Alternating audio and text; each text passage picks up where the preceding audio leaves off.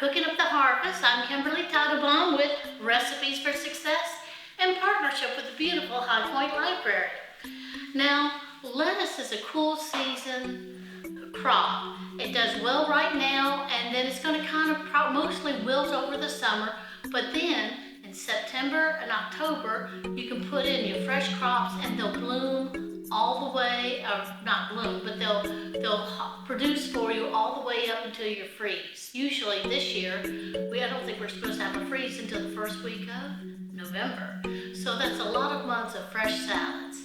Now, there's all kinds of lettuce. I grew up eating iceberg lettuce, and I don't know if there's any more lettuce that's more boring than iceberg. If it is, I don't know about it, but that's what I thought lettuce was. But I grew up and then I discovered there's dozens and dozens of different kinds of lettuce, and they all taste differently. And that's a point I want to make today. If you don't like something like I don't like iceberg lettuce, don't assume that you don't like any lettuce, because you might actually love romaine, which I do, or endive, or chicory, or any of the other dozens and dozens of kinds of lettuce there are. There's at least 4 different kinds of category of lettuce. There's the iceberg, which is what they call as a head lettuce. In fact, the correct term for it is called a crisp head lettuce. Now they're good for chopped salads because they don't lose their water content once you cut them.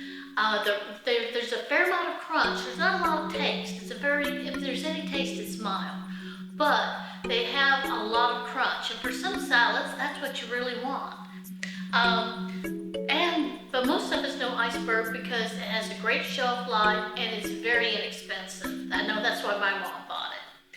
But romaine lettuce, the romaine is also a head, but it's a long head. It's kind of what they call a loaf head. And that's what we use a lot of times in Caesar salads.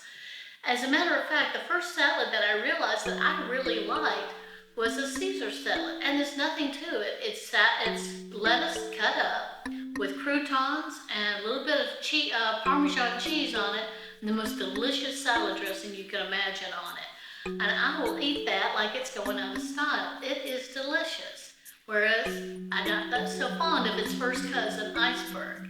Romaine lettuce is great because you can use those long, stiff, crisp leaves are great for making into sandwiches. They make kind of a boat, and you can fill them up with any kind of salad you can imagine, like tuna salad, ham salad, seafood salad. Oh, wow, is that delicious. Or I discovered even the Vietnamese and Thai lettuce wraps. I chop up some chicken and some veggies and some peanuts and put a nice little Hoisin sauce over it and put it in the middle and wrap it up, and oh, is it delicious. Try them sometime. And then there's the easiest lettuces to grow. The lettuces I grow in my garden are what we call loose leaf. And a lot of these some of them are green, some of them are tinged with red. They can have smooth leaves or roughly leaves, and they all have a slightly different flavor. But they are quite delicate, but mild in flavor. There's no bitterness in these, and they make wonderful backgrounds for you can build almost any kind of salad. If you take a nice red lettuce and then pile on the greens and some onions and cucumbers and put a nice vinaigrette over it, that is a delicious, refreshing summer salad. And then my favorite salads are made with what they call butter heads. These are looser heads of lettuce, but as the name implies, butterhead, they have a creamy texture to the leaves, and the taste is just marvelous. Bibb and Boston are just 2 good examples of these. They have a sweet but mild flavor, and once again, they make a good background for stronger flavors like onions or tomatoes or some of our stronger vegetables. But try to make some salads with a nice Boston and you will not go back. Now, what are some other uses besides making salads? Because we can get tired eventually of salads. Well, I love to take my sandwich bread and layer it up with 2 or 3 different kinds of lettuce before I start adding meat or cheese or anything else. That lettuce adds a lot of crunch and it gives you a lot of nutrition as well. And did you know, I also will take some things like spinach, which is in this family of greens, and I use that added with my basil, and I make pesto out of it. And if you've not tried, you've probably had pesto on pastas. Use it as a sandwich spread sometime. Oh, it makes the sandwich just come alive. It's marvelous. You owe it to yourself to give that a try. But today we're going to make a salad. I know it's tried and true, but this is a different kind of salad, and this is one my kids absolutely loved growing up. We take fresh spinach, we're not cooking it, and we're going to make a walnut and pear salad. Now, it's real simple. You have your spinach, you add your walnuts, and if you're lucky enough to have a pear tree, you can use fresh pears. I don't, so I just use canned pears sliced thin. And what makes this a marvelous salad is the salad dressing, and that's what we're going to do next.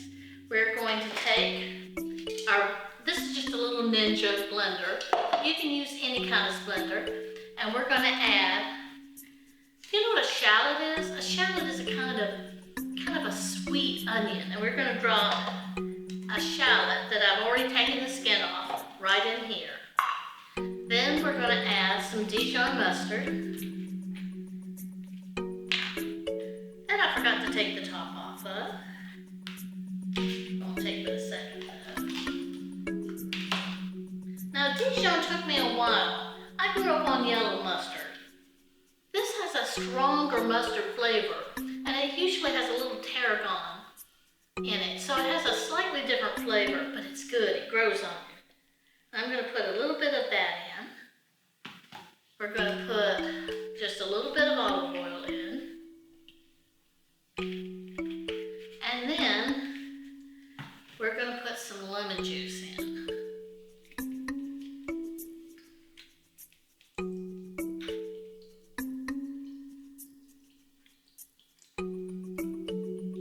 Now, if you have fresh thyme, and my thyme's not quite ready to harvest yet, so I'm going to use dried thyme.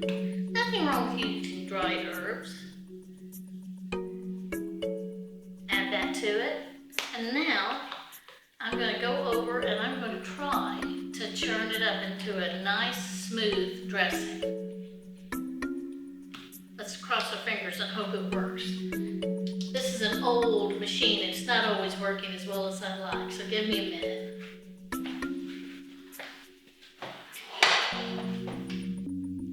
All right, so we have our pears, we have our greens, we have some nuts. I'm going to toss, what makes this really fabulous is blue cheese. Blue cheese is one of those things you either love it or you don't, but it really goes well with this salad. But if you really don't like blue cheese, try using a feta or a goat cheese. You'll like that, I guarantee. Add a little bit of that in. And top it with our wonderful shallot and Dijon mustard dressing.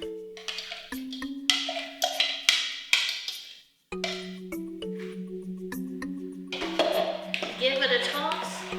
And this is a wonderful, elegant salad.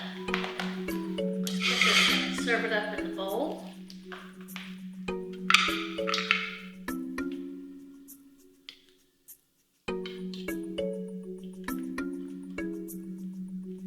And I'm going to get a piece of spinach with the cheese and the nuts and everything.